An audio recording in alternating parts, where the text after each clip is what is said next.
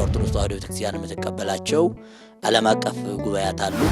ለዘመነ ሐዋርያነ አበው ለዘመነ ሊቃ ሰማዕታትም ለዘመነ ሊቃውንትም ትልቁ በርከፋቹ ዘመን ይሄ ነው። ቤተክርስቲያን ፈተናውን እያለፈች መሄድ ነው። ፈተናው፣ መከራው፣ ችግሩ አያስቆማትም። ህጋዊ መረጃ ይዞ ህጋዊ ማስረጃ ይዞ መክሰስ አይፈቀድለትም። ቴዎዶሲዮስ በዘመኑ የነበረው የሮሙ ትልቁ ንጉስ የጉባኤ ኬልቄዶን ስህተት የሚጀምረው እንግዲህ ከዚህ ነው። ሰላም ጤና ይስጥልን የተወዳጅ ተመልካቾቻችን እንደምንሰነበታችሁ። ሃይማኖታዊ የተሰኘው ሳምንታዊ መርሃ ግብራችን ነው። በዛሬው መርሃ ግብራችን እንግዳ ጋብዘን እንደተለመደው የአንዱን ሊቅ የህይወት ታሪክ ይዘን ወደ እናንተ መጥተናል።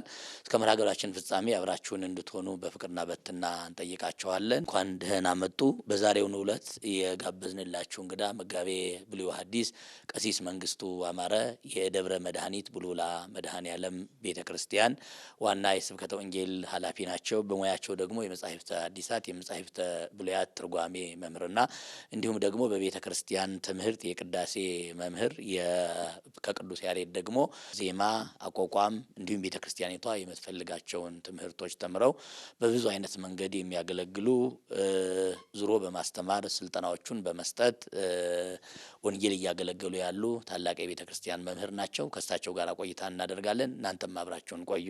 መምህራችን በድጋሚ እንኳን ደህና መጡ።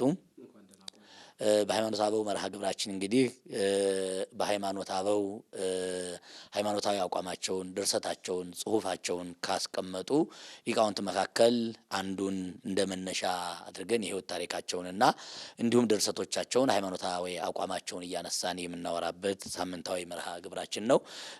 ዛሬ እንግዲህ የምናነሳው ታሪክ የቅዱስ ዲዮስቆሮስ ታሪክ ነው። ቅዱስ ዲዮስቆሮስ ደግሞ በቤተክርስቲያናችን በዘመነ ሊቃውንት ካሉ ሊቃውንት መካከል ታሪኩ ድርሰቱ ጎልቶ ከሚታዩት መካከል አንዱ ነው። እንደው ቅዱስ ዲዮስቆሮስ ማን ነው ብለው ቤተክርስቲያን እንደው ቅዱስ ዲዮስቆሮስ ማን ነው፣ ምንድነው፣ የተወለደ መንፈሳዊ ህይወቱ ምን ነበረ ብላ ታስተምራለች? እግዚአብሔር ይስጥልኝ። በመጀመሪያ ደረጃ ቅዱስ ዲዮስቆሮስን ለመግለጥ በእኔ አንደበት የሚወሰን ማንነት ያለው ሊቅ ብቻ አይደለም። ቅዱስ ዲዮስቆሮስ የተለየ ህይወት፣ የተለየ ታሪክ፣ የተለየ ጉዞ፣ የተለየ ታሪክ ዳራ ያለው ሊቅ ነው። እንደነዚህ አይነት ሊቃውንትን ማንነታቸውን ስንናገር ምናልባት በእኛ አንደበት ተናግረን በእኛ ቃላት ተወስነው የምናገኛቸው ሊቃውንት አለመሆኑን በቅድሚያ ማሳሰብ ፈልጋለሁ። ምክንያቱም እኒህ ሊቃውንት የእነዚህ ሊቃውንት ህይወት ታሪክ ለመግለጥ በንባብ ብቻ የሚገለጥ ህይወት የላቸውም። ጸሎት ያስፈልገዋል፣ በጣም ጽሞና ያስፈልገዋል፣ ማስተዋል ይፈልጋል። ምክንያቱም እነሱ እንደኛ የህይወት ታሪካቸውን በመናገር ሳይሆን በመስራት የመጡ ስለሆነ ማለት ነው። ቅዱስ ዲዮስቆሮስ እንግዲህ እንደማንኛውም የሰው ልጅ የተፈጥሮ ሂደት ወይም ጉዞ በግብጽ ተወልዶ ያደገ ብላቴና ህፃን ነው። ከዚያም በመቀጠል በልጅነቱ ገና ቅዱሳት መጻሕፍትን የተማረ ነው። ቅዱስ ዲዮስቆሮስ ማለት መወለድ ቀጥሎም ደግሞ ያደገበት አንዱ የጥበብ ሂደት መማር ነው። መጻሕፍትን ተምሯል። ከዚያም አልፎ ደግሞ በመቀጠል የምናኔ ህይወት ነው የጀመረው።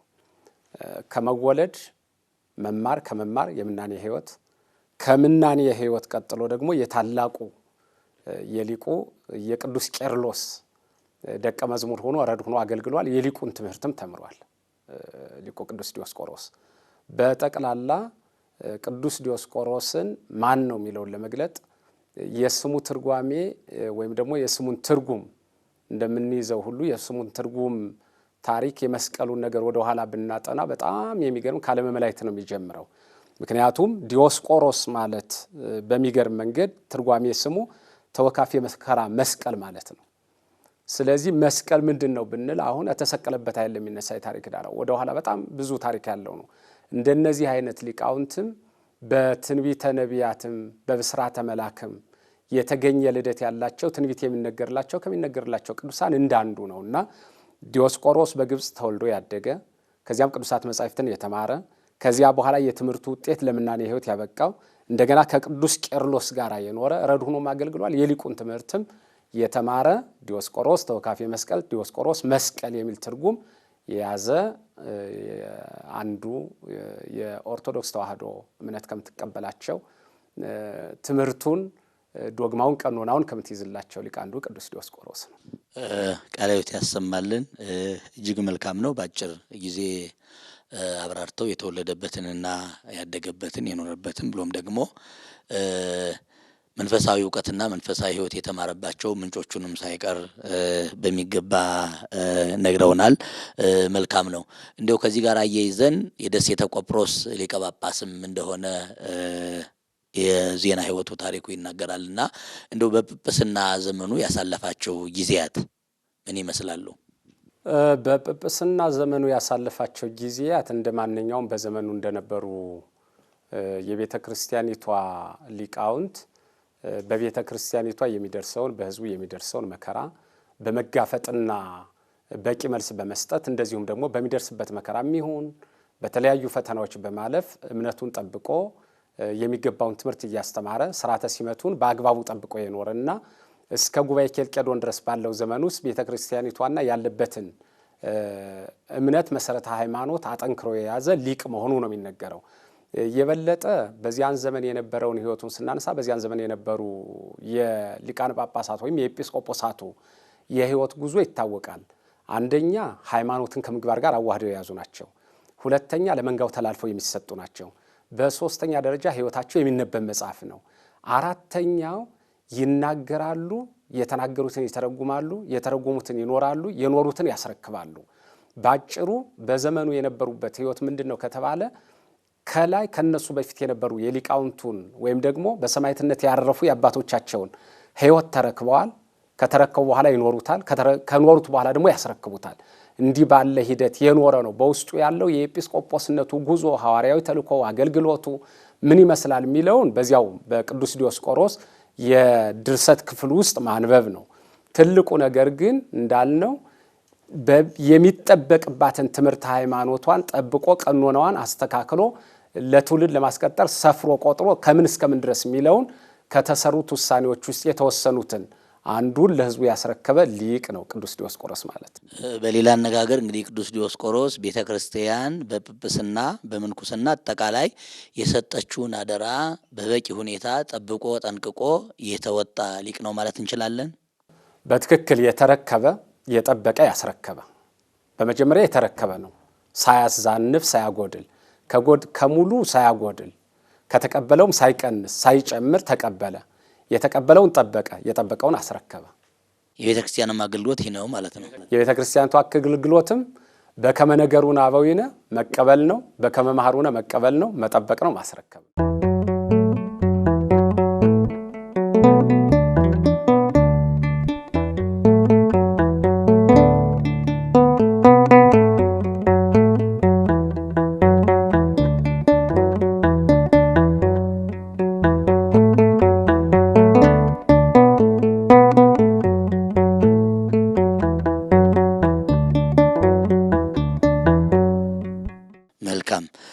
ከዚህ በመቀጠል እንግዲህ በቤተ ክርስቲያናችን የዓለም አቀፍ የታሪክ ትምህርትም በኢትዮጵያ የታሪክ ትምህርትም አጠቃላይ በኢትዮጵያ ኦርቶዶክስ ተዋሕዶ ቤተክርስቲያን የምትቀበላቸው ዓለም አቀፍ ጉባኤያት አሉ። ከነዚያ መካከል ደግሞ ዓለም አቀፍ ጉባኤያት ሲጠሩ ደግሞ ከጉባኤ ጋር ተይዞ የሚጠራ የቅዱስ ዲዮስቆሮስ ሕይወትና ሃይማኖታዊ አቋም ታሪክ ነው።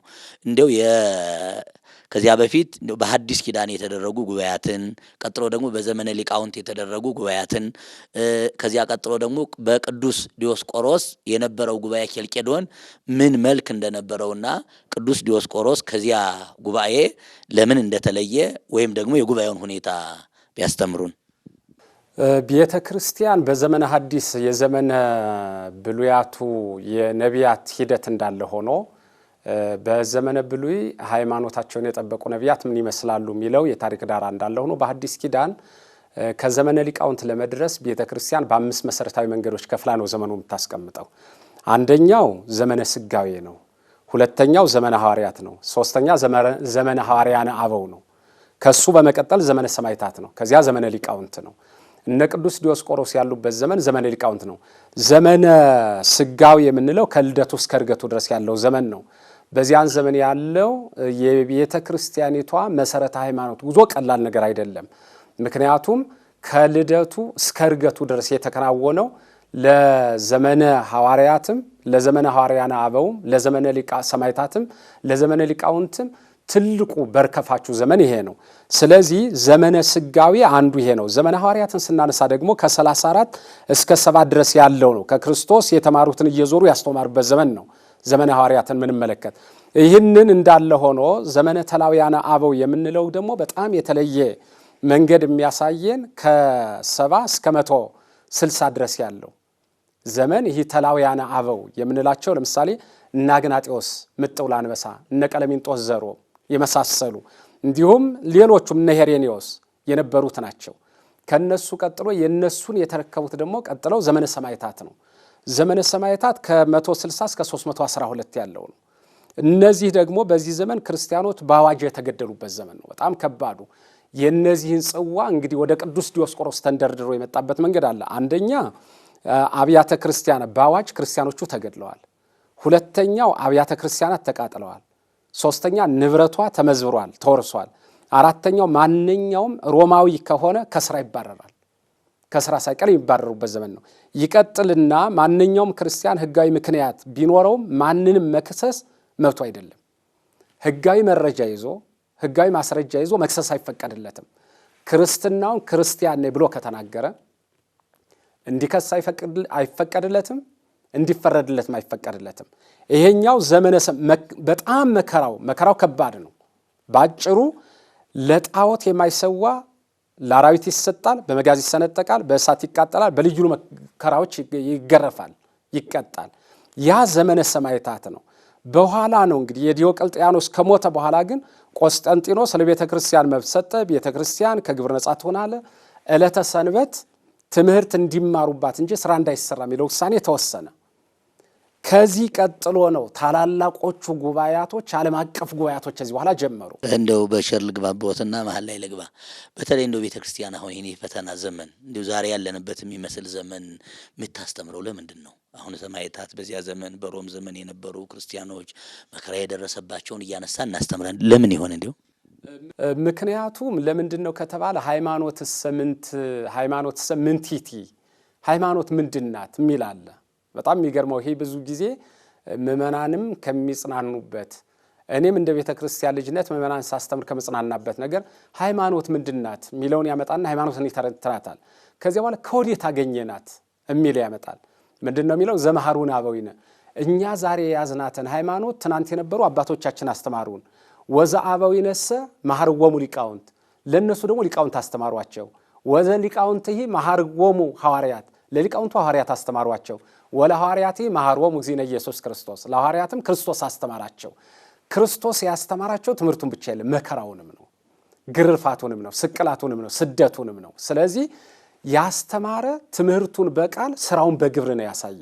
ቤተ ክርስቲያን ማለት እኮ ያኮናት ተወካፊ መስቀል ያልነው ዲዮስቆሮስንም ለዚህ ነው መስቀል ብለን የገለጥንበት መንገድ ይሄ ነውና ይህንን የምታስተምርበት መንገድ አንደኛ ለጥባት ያገለግለናል። ጥባት ይጭካኔ እንዲኖረን ሰማዕታቱ ዋጋ እንዳገኙበት እንጂ እንዳልተጎዱበት፣ ሰማዕታት በግልጥ የክብር አክሊል የተቀዳጁበት እንጂ ልብሳቸውን ቢገፈፉ የብርሃን ልብስ፣ የሾህ አክሊል ቢቀዳጁ የብርሃን አክሊል፣ በትረ ምርኮዛቸውን ቢቀሙ በትረ መስቀሉን በትረ ብርሃኑን የተሰጡበትና የታደሉበት መሆኑን ልንጸናበት ልንበረታበት ቃል ኪዳንም ስላለው ነው አጥብቀን የምናስተምረው እንጂ እንዲህ አይነት መከራ የገጠማቸው አሉና መከራው አይገጠማቸው ማለት አይደለም።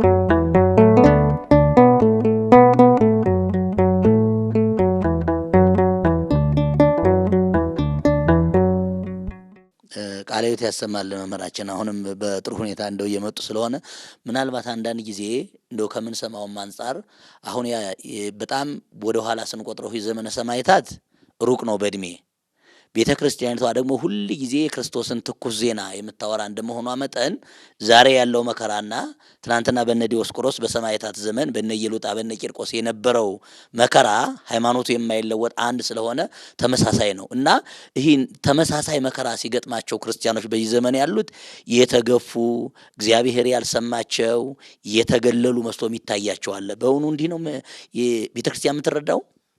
ትኩስ ዜናነቱ ለዓለምና ለአንባቢያን ነው። አንባቢ ያስተውል ያለበት እኮ ምክንያት እኮ መጻሕፍት ሁልጊዜም ቢሆን ቤተ ክርስቲያን የዛሬውን አይደለም ትናንትናም ዛሬም ነገም ቤተ ክርስቲያን ያው ናት። ያ ማለት ምን ማለት ነው? በየዘመናቱ መከራ ሊፈራረቅባት ይችላል፣ ችግር ሊፈራረቅባት ይችላል። ያን ደግሞ ለሚያስችለውና ለሚሆንላቸው በዘመነ ሰማዕታትም እኮ ሰማዕትነት የተቀበሉ እንዳሉ ይህንን ሰማዕትነት ያልተቀበሉ ምእመናንም እኮ አሉ። ሰማዕትነቱን ታድለውትና የሚገባቸው ክብር የሚቀዳጁበት ሆኖ የተቀበሉት አሉ። ከዚህ መከራ ደግሞ የሰወራቸው ደግሞ አሉ። ምናልባት መከራ የተቀበሉትንና መከራ ያልተቀበሉትን በምን ምክንያት ነው ስንል ሁሉንም በየሚችለው መጠን ነው እግዚአብሔር የሚሰጠው። ሰማዕትነት ክብር ለሚገባቸው የሰማዕትነት ክብርን እንዲታደሉታል። ሰማዕትነትን ደግሞ ለማይችሉት ደግሞ በኪነ ጥበቡ ደግሞ ይሰውራቸዋል። ሁሉንም በየአቅሙ ሁሉንም በየደረጃው ሁሉንም በየጸጋው ነው የሚያድለው። ለሰማዕትነት ክብር የተመረጡ አሉ። እንዲህ አይነቱን ጽዋ እንዲቀበሉ የተፈቀደላቸው አሉ። በቃላቸው መስክረው ሰማዕትነት እንዲቀበሉ የተፈቀደላቸው አሉ። በተጋድሎ እንዲኖሩ በጸሎት እንዲኖሩ በምናኔዎት እንዲኖሩ እንዲሁ ደግሞ መከራውን በማየት መከራውን ያሳልፈላቸው አሉና ቤተ ክርስቲያን የምታስተምረው ትኩስ ዜናነቱ ምናልባት በመናገርና አሁን በማየት ካልሆነ በስተቀር ቤተ ክርስቲያን የትናንትናዋ ቤተ ክርስቲያን ያን መከራ ተቀብላለች፣ ያንም አሳልፋለች፣ ዛሬም ትቀበላለች፣ ነገም ታሳልፈዋለች፣ እንዲሁ ትኖራለች። መጨረሻ ግን በክብር አክሊል ተቀዳጅታ የመጨረሻውን ክብር ትጎናጸፋለች ማለት ነው። ቃለ ሕይወት ያሰማል። የተወደዳችሁ ተመልካቾቻችን ወደ እናንተ እያቀረብን የምንገኘው ሃይማኖታዊ በተሰኘው ሳምንታዊ መርሃ ግብራችን የቅዱስ ዲዮስቆሮስን ሃይማኖታዊ ተጋድሎ አቋም፣ ድርሰት፣ ሕይወት ወደ እናንተ እያቀረብን እንገኛለን። እንግዳችን ቅድም እንዳስተዋወቅናችሁ መጋቤ ብሉይ ወሐዲስ ቀሲስ መንግስቱ አማረ ናቸው። አሁንም አብራችሁ እንድትሆኑ በድጋሜ በፍቅርና በትህትና እንጋብዛለን። መምህራችን ቃለ ሕይወት ያሰማልን። እንግዲህ መሀል ላይ እኔ ይዤዎት ነው። በተለይ ቤተ ክርስቲያን ይህ ፈተናውን እያለፈች መሄድ ነው። ፈተናው መከራው ችግሩ አያስቆማትም። ወደፊት ነው፣ እንደ ጨለማ ነው። ጨለማው ሲመጣ እንደገና ብርሃን እንደሚመጣ ጨለማውን እያለፈች ብርሃንን እያስቀደመች የምትሄድ መሆኗን እጅግ በሰፊው አስተምረውናል። እንደው ዘመነ ሰማዕታት ላይ ዘመኑም ዘመን ስለሆነ ያዛር ሕይወት ነው እንለፈውና ወደ ዘመነ ሊቃውንት ነበር እንግዲህ ቅድም መንገድ ላይ እያደረጉ የነበሩ እንዲሁ ቅዱስ ዲዮስቆሮስ የነበረበት ጉባኤውና ዘመነ ሊቃውንት ምን እንደሚመስል ጥሩ። ዘመነ ሰማዕታትን እንዳየነው እንግዲህ የነበረውን መከራ አይተነዋል፣ የነበረውን ነገር አይተነዋል። በዚህ ቃላት ብቻ አሁን እንደተናገሩት በመግቢያዬም በዚህች ውስን በሆነች ደቂቃ ዘመነ ሰማዕታትን መግለጥ እንዲያውኑ መነሻ ያህል እንደ መነሻ ይያዝ ነው እንጂ ሰማዕትነትን በቃላቸው፣ ሰማዕትነትን በትምህርታቸው፣ ሰማዕትነትን በሕይወታቸው፣ ሰማዕትነትን በእሳት በሰይፍ በስለት በብዙ መንገድ በ9 መሰረታዊ መንገዶች ያለፉ እንዳሉ ይታወቃል። የሰማዕትነት መንገዶቹ ሰማዕትነትን ያለፉባቸው መንገዶች በጣም አበይት የሚባሉ 9 መሆናቸው ይታወቃል። ወደ ዘመነ ሊቃውንት ልምጣና ከዚያ በመቀጠል እንግዲህ የቤተ ክርስቲያኒቷ ፈተና የቤተ ክርስቲያኒቷ ችግር ያ ዘመነ ሰማዕታት አልፎ ሊቃውንቱ የእፎይታ ጊዜ ሲያገኙ፣ እፎይታ ማለት ምንድን ነው? የቤተ ክርስቲያኒቷን ፈተና የሚወያዩበት፣ ችግሯን የሚፈቱበት፣ ቀኖናዋን ዶግማዋን በአግባቡ የሚሰሩበት ያችን የረፍት ጊዜ ስላገኙ ዓለም አቀፍ ጉባኤያቶች ተጀመሩ። እዚያ በኋላ ይሄ ማለት ጉባኤ ኒቅያ፣ ጉባኤ ቁስጥንጥንያና ጉባኤ ኤፌሶን ናቸው ታላላቆቹ። በከመማሩ ነው የምንለው ይህንን ነው። ያው በ325 ጉባኤ ኒቅያ ተካሄደ፣ በ381 በአራተኛው ደግሞ በ431 ደግሞ ጉባኤ ኤፌሶን ተከናወነ። እነዚህ ጉባኤያቶች እንግዲህ በ55 በ58 በ21 ዓመት ልዩነት ነው። አንደኛው ጉባኤ በአንዱ ጉባኤና በአንዱ ጉባኤ መካከል ያለው የ55 ዓመት ልዩነት ነው። በአንዱ ጉባኤ መካከል ያለው እንደገና የ58 ዓመት ልዩነት ነው። የአንደኛው ጉባኤ ኤፌሶን ደግሞ የ21 ዓመት ልዩነት ነው። ጉባኤ ኒቅያ በ325 ተከናውኖ ከሆነ ከኒቅያ እስከ ቁስጥንጥንያ ድረስ ባለው 55 ዓመት ነው። ከቁስጥንጥንያ ጀምሮ ደግሞ እስከ ኤፌሶን ያለው 58 ዓመት ነው። እስከ ኬልቄዶን ያለው ደግሞ 21 ቅዱስ ዲዮስቆሮስ የተገኘበት በ21 ዓመት ልዩነት ነው። የሚገርመው የ55ቱም ዓመት የ58ም ዓመት የ1 ዓመትም የተሰሩት ጉባኤያቶች ግን የ58 ዓመት አገልግሎት የሚሰጡ ሳይሆን እስከ ዓለም ፍጻሜ የሚያገለግሉ ናቸው። አንደኛ ዘመን አልፎ ዘመን ቢተካ የሚሻሩ አይደሉም። ዘመን አልፎ ዘመን ቢተካ ይህ እኮ ተሳስቷል ይባላል። በጣም በጸሎት የታገዘ ነው። በጣም ሰማዕትነትን ተቀብለው አንዳንዶቹም በቅርጫት አንዳንዶቹም በአልጋ አንዳንዶቹም በድጋፍ አንዳንዶቹም በምርኩዝ አንዳንዶቹም በብዙ መንገድ ያን ሰማዕትነትን ሲጽፉት በቀለም እኔ በቀለም ብቻ ተጻፈ ብዬ በቃል ተነገረ ብዬ አላምንም ማለት ምንድነው? በደማቸው ነው የጻፉት ነው ምለው። ህይወታቸውን ስናይ የመጡበትን ጉባኤው ላይ ለመገኘት ያደረጉትን ነገር ስናይ በዚህ መንገድ ነው እና እነዚህ ጉባኤያቶች ተከናወኑ። እነዚህ ዓለም አቀፍ ጉባኤያቶች ናቸው። ዋናዎቹ የሚባሉት ጉባኤያቶች ግን እንደሚታወቀው በጣም በሚገርም መንገድ በረከተ ጸሎቶም ያሉ ምስሌን የምንላቸው ጸሎታቸው በረከታቸው አይለየን የምንላቸው ግን 9 ጉባኤያት ናቸው። ይሄን ማለት በአገኘሁት ገጸ ንባብ ጥናትና 9ኙን ጉባኤያት በአንድ ትልቅ መጽሐፍ ውስጥ በረከተ ጸሎቶም የምንላቸው ስላለ እንጂ አጥኒው ቢያጠና በጣም ጥቃቅን ጉባኤያቶችን እያጠና ቢሄድ ብዙ ሊሆኑ ይችላሉ። ከዚህም በላይ የሚገርመው የመጀመሪያው ጉባኤ የእንቆራ ጉባኤ ነው። ከጉባኤ ኒቄያ በፊት ያ ማለት ምን ነው 12 ኤጲስቆጶሳት የተገኙበት ጉባኤ ነው። በመቀጠል ነው ሁለተኛው ጉባኤ ደግሞ ቅርጣግና ነው 50 ኤጲስቆጶሳት ነው የተገኙበት። ሶስተኛው ጉባኤ ደግሞ ግንግራ ነው። እነሱ ደግሞ 15 ኤጲስቆጶሳት የተገኙበት ነው። ከዚያ በኋላ ነው ዓለም አቀፍ አራተኛው ጉባኤ ኒቄያ ተጀመረ። 318 ሊቃውንት የተገኙበት ማለት ነው። አምስተኛው ደግሞ 13 ኤጲስቆጶሳት የተገኙበት የአንጾኪያ ጉባኤ ነው። ከዚያ ስድስተኛው ጉባኤ ሎዶቅያ ነው። 29 ኤጲስቆጶሳት ነው የተገኙበት። አራተኛው ወይም ደግሞ ሰባተኛው ጉባኤ ደግሞ 130 ኤጲስቆጶሳት የተገኙበት ሰርድቅ የሚባለው ጉባኤ ነው። 130 ናቸው። እንግዲህ ትንሽ ነው የቀረ 20 ነው የቀረ ከአንደኛው ጉባኤ ጋር ለመተካከል ማለት ነው። 130 ኤጲስቆጶሳት ተገኝተውበታል። ስምንተኛው ጉባኤ ቁስጥንጥንያ ነው። 150 ሊቃውንት የተገኙበት። ዘጠነኛው ጉባኤ ኤፌሶን ነው። 200 ኤጲስቆጶሳት የተገኙበት። እነዚህ 9ኙ ጉባኤያት የኢትዮጵያ ኦርቶዶክስ ተዋሕዶ ቤተክርስቲያንና ሀታ አብያተ ክርስቲያናት በረከተ ጸሎቶሙ ወሀብተ ረድኤቶሙ ረድኤታቸውም ጸሎታቸውም በረከታቸው አይለየን ብለን አምነን አባቶቻችን ያሰረከቡንን እምነት እናምናለን እንታምናለን የምንላቸው እነዚህ ታላላቅ ጉባኤቶች ናቸውና ጉባኤው በዚህ መንገድ የቀጠለ እኛ የምንቀበለው ጉባኤ ነው።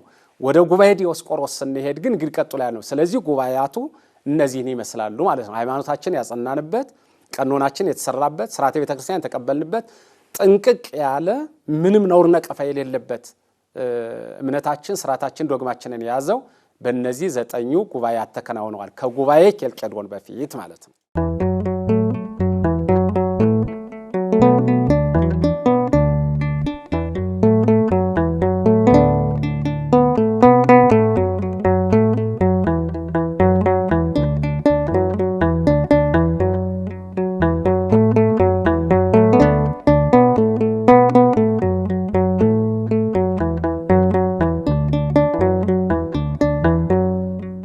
ቃልዮት ያሰማልን መምህራችን። የተወዳጅ ተመልካቾቻችን እንግዲህ እንደሚታወቀው ዓለም አቀፍ ጉባኤያት ምንላቸው አለ። እኔ ደግሞ መምህራችን ዝርዝር አድርገው የነገሩን ደግሞ በሥርዓት መጻሕፍት የተጻፉ ቤተክርስቲያን የምትቀበላቸው እነዚህ ጉባኤያት ደግሞ በእነዚህ ውስጥ ተካተው በልዩ ልዩ የሥርዓት መጻሕፍቶቻችን ላይም አገልግሎት የምንሰጥባቸው ቅድም እንዳሉት ሀታ አብያተ ክርስቲያናትም የምትቀበላቸው ታላላቅ ጉባኤያት እንዳሉንና ቤተክርስቲያኒቷ ሰፊ እውቀት ሰፊ መረጃ ዝርዝር ጉዳይ እንዳላት ነው እያስተማሩን ያሉ። እንግዲህ ወደ በተለይ ጉባኤ ኬልቄዶን ለየት የሚያደርጋለው በተለይ ከተሰብሳቢዎቹ ብዛት የተነሳ ጉባኤው ደግሞ እንደ ሌሎቹ እንደ ኤፌሶን ጉባኤ እንደ ቁስጥንጥንያ ጉባኤ እንደ ኒቄያ ጉባኤ በስምምነት የተደመደመ ጉባኤም አልነበረም። እንደው ምን ይመስል ነበር ያ ጉባኤ?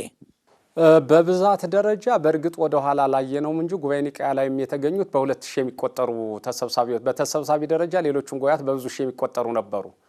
ያው የተመረጠ ብዙ ቢሆንም የተጠሩት ወይም ደግሞ የተጠሩ ብዙ ቢሆንም የተመረጡ ጥቂቶች መሆናቸው ለጉባኤው አቋም ያላቸውና እውነቱን እውነት ሐሰቱን ሐሰት ያሉ በማለት እናየዋለን እንጂ በብዙ ሺህ የሚቆጠሩ ከዚህ በፊት ባሉ ጉባኤያትም ተሰብስበዋል። የምናነሳቸው ቋሚዎች ነው። እንግዲህ ጉባኤ ኬልቄዶን እንደሚታወቀው በስም ደረጃ በቤተክርስቲያን ጉባኤ ከለባት እስከመባል የደረሰ ጉባኤ ነው። በጣም ከባድ የሆነ ክርክር የተካሄደበት በብዙ ሺህ የሚቆጠረው የራሱን አቋም ይዞ ቅዱስ ዲዮስቆሮስ ደግሞ ከሰባት አካላት ጋር ብቻውን ማለት ይቻላል ሆኖ በአቋም ብቻውን በጉባኤ ፊት አንብቦ ደብዳቤውን አልቀበልም እስከ ማለት ድረስ የደረሰበት ነው። ጉባኤ ኬልቄዶን እንደሚታወቀው እንግዲህ በቤተ ክርስቲያኗ ጥቅምት 8 አካባቢ ይመስለኛል ከቁስጥንጥንያ የተወሰነ ኪሎ ሜትር ርቃ የምትገኝ ቦታ ናት። ይቺ ቦታ የተሰበሰቡባት ቦታ ተሰብሳቢዎቹ 637 ናቸው። ሊቃውንቱ 636 ይላሉ። 637 ኤጲስቆጶሳት ተሰብስበዋል በዚህ ጉባኤ ላይ። በጉባኤው እንደሚታወቀው የተገኘው ቅዱስ ዲዮስቆሮስ ነው። ጉዳዩን ወደ ኋላ ርዕሰ ጉዳዩን ስናየው አንደኛ የብርክሊያ ታሪክና የነሊዮንን መነሻ ብናደርግ በጣም የተሻለ ነው ብዬ አስባለሁ። በዚያን ዘመን ትልቁ መርቅያን ስልጣኑን ያዘው የጉባኤው መሰብሰብ አንዱ ፈቃዱ እንዲሰበሰቡ ያደርገው መርቅያን ነው። መርቅያን ደግሞ በምን ምክንያት ተገፍቶ ጉባኤ እንዲሰበሰብ አደረገ? በጉባኤ ውስጥ ቅዱስ ዲዮስቆሮስ እንዴት ተገኘ? ሌሎቹ ለምን ተሰበሰቡ ወደሚለው ስንመጣ የኤፌሶን ጉባኤ ካለፈ በኋላ ቅዱስ ዲዮስቆሮስ በኤፌሶን ጉባኤም ከቅዱስ ቄርሎስ ጋር ተገኝቷል። ያውቀዋል የመንፈስ ቅዱስን ጉባኤ። የመንፈስ ቅዱስን ጉባኤ መንፈስ ቅዱስ ከሌለበት ጉባኤ ለይቶ የማወቅ ጸጋው አለው። አንደኛ ከሊቁ ከቄርሎስ ተምሯል። ሁለተኛ በምናኔ ሕይወት ኖሯል። ሶስተኛ ደግሞ በጸሎት የታገዘ ሕይወት አለው። ሌላው የነበረውን ጸሎት ነአምን በአሐዱ አምላክ ተብሎ እስከ ወንሴፎ ትንሣኤ ሙታን የነበረውን ውሳኔ ያውቀዋል፣ ጠንቅቆ ያውቀዋል። ለምን? የጉባኤ ኒቅያውን፣ ጉባኤ ቁስጥንጥንያ፣ የጉባኤ ቁስጥንጥንያውን፣ ጉባኤ ኤፌሶን እያጸደቀው ስለሄደ ስለዚህ በዚህ ጉባኤ ስለነበረ የአባቶችን ታሪክ ያውቅ ነበርና ይህ ጉባኤ ሲካሄድ ቴዎዶሲዮስ በዘመኑ የነበረው የሮሙ ትልቁ ንጉስ ነው ማለት በዚያን ዘመን የነበረው ሀገረ ገዥ ነው። በአጋጣሚ ዳግማዊ ቴዎዶሲዮስ ያረፈው በሐምሌ ወር በ450 ዓመተ ምህረት በድንገት አረፈ። የዚች የብርክሊያ እንደሚታወቀው ወንድሟ ነው እና ቴዎዶሲዮስ ወራሽ ስላልነበረው ለአልጋ ወራሽነት ቅርብ የነበረችዋ ታላቅ እህቱ ስለነበረች ምን አደረገች? ብርክያ ነበረችና አኗኗሯ ህይወቷ በሁለት ነገር ነው። አንደኛ በምናኔ ህይወት ነው የምትኖረው። ሁለተኛ በዘመኑ በነበረው ስርዓት በነበረው ገዳማዊ ህይወት አኗኗር ነው የምትኖረው። ያን ትኖር ነበርና ነገር ግን ለስልጣኑ ስለጓጓች ወንድሜ ካረፈ ይህ ስልጣን ሌላ ሊወስደው ይችላል፣ በሌላ እጅ ሊገባ ነው ከማለት የተነሳ የተሰጣትን ገዳማዊ ህይወት መንፈሳዊ ህይወት የነበረበችን ጤናማ ህይወት ተወችውና ስልጣኑን ለማግኘት የያዘችውን መንፈሳዊ ህይወት አራግፋ ማለት ይቻላል በዘመኑ የነበረችበትን ህይወት ጥላ የሮም መንግስት የጦር አዛዥ ያን ጊዜ ጀነራሉ የነበረው መርቅያን ነው። መርቅያንን አገባች። መርቅያንን ስታገባ በጣም የሚገርመው በነሐሴ ወር በ450 ማለት ነው። በዚያን ዘመን ምን ሆነ? እሱ ንጉሠ ነገሥት እሷ ንግስት ሆና የሮምን ንጉሠ ነገሥትነት መንግስት ማስተዳደር ጀመሩ። በዚህን ሰዓት ሊዮን ሊቀ ጳጳሱ ማለት ነው ወይም ፓትርያርኩ ምን አደረገ? አንድ መልእክት ላከ። ለማን? ለመርቅያንና ለብርክሊያ። ለኒ መልእክት የላከላቸው ምንድነው? የሮሙ ፓፕ ሊዮን ከአዲሶቹ የሮም ንግስትና ንጉሥ ዘንድ ተወዳጅነት ለማግኘት ሲል አንደኛ ጋብቻቸውን በማወደስ አጸደቀላቸው። የተወቹን መንፈሳዊ ጤናማ ነው አለ። ጥሩ አድርገሻል አለ። ይሄ ጥሩ አይደለም አላላትም። የጉባኤ ኬልቄዶን ስህተት የሚጀምረው እንግዲህ ከዚህ ነው። ሃይማኖታዊ ዶግማቲኮ እዚያ ይጀምራል። ቀኖናውን ግን ከዚህ ይጀምረዋል። ምክንያቱም በዘመኑ የነበረው ስርዓት ጥሳ ነው የገባቸው። ይህንን ስትሰራ ይህን ጥሩ አላደረግሽም ግን ማለት ይችላል። ንስሐ ሊሆን ይችላል። በዘመኑ በነበረው ስርዓት መስራት ይችል ነበረ። አንደኛ ጋብቻቸውን በማወደስ አጸደቀላቸው። ሁለተኛ የቡራኬ ምስጋና ላከላቸው። ቡራኬ ያንን በረከት አድርጎ ትክክል መሆኑን በዚህ ምክንያት ፓፕ ሊዮን ከንጉሱ ጋር ጥብቅ ግንኙነት ኖራቸው። በዚህን ሰዓት ነው እንግዲህ ጉባኤ ኬልቄዶን ጉባኤው እንዲዘጋጅ አዋጅ ታወጀ። የነበረበትን አዋጅ በጣም በሰፊ የሚታወቅ ስለሆነ አዋጁ ታወጀ። ተሰበሰቡ ሊቃውንቱ። ሁለት ባህሪ የሚለው ደብዳቤ ደረሰ፣ እንዲነበብ ተደረገ። ሊዮን የላከው አለ። ሊዮን በተለያየ ምክንያት እንደቀረ ነው የሚናገረው ፓፑ። ደብዳቤው ሲነበብ ጉባኤውን ተቃውሞ ሁለት ባህሪ የሚለው ክርክር ተካሂዶ፣ ይህ በነገር ሃይማኖት ራሱን የቻለ ክርክር የሚታይ ቢሆንም ክርክሩ ተካሂደና ቅዱስ ዲዮስቆሮስ በዚህ ጉባኤ ተቃውሞ አነሳ። ለምንድን ነው ንጉሥ የላከውን ያውም ደግሞ ፓፑም ያጸደቀው ነገር ማትቀበል የሚለው ክርክር በጣም እየበረታ ሲሄድ እሱ ያለው አማራጭ እንደማይቀበልና በዚህ ጉባኤ እንደማያምንበት አቋም ያዘ። የተሰጠውን ደብዳቤ ማንበብ አይደለም እስከ መቅደድ ድረስ ደረሰ። በዚህ ምክንያት ይህ ርዕሰ ጉዳይ ለማን ደረሰ? ለብርክሊያ ደረሳት ጉዳዩ። ብርክሊያ እኔ ያሳምነዋለሁ የሚል አጀንዳ ያዘችና ወደ እሷ እንዲልኩት የሚያደርገው ሂደት ተጀመረ። ክሱ ተጀመረ። የነበረውን ክርክር እንግዲህ በዚህ መንገድ ነው። ያ ጉባኤ ሁለት ባህሪ ነው ክርክሩ። በውስጡ እንግዲህ ዶግማቲኮቹ ብዙ ጥያቄዎች እነሳሉ። ክርክሩ ተካሂዷል። ዲዮስቆሮስ በአቋም እንደማይቀበል ይህንን አዋጅ አወጀ። 600 እንግዲህ እንደሚታወቀው 630 ማለት ነው። 630 በአቋም የንጉሱንም የንግስቲቱንም የሮሙን ፓፕም ዓላማ ሲቀበሉ በጉባኤ ኒቅያ፣ በጉባኤ ኤፌሶን፣ በጉባኤ ቆስጠንጥንያ የተወሰነውን ውሳኔ በአቋም ይዞ እሱ ግን ሁለት ባህሪ የማይል መሆኑን በአቋም የገለጠ ቅዱስ ዲዮስቆሮስ ነው።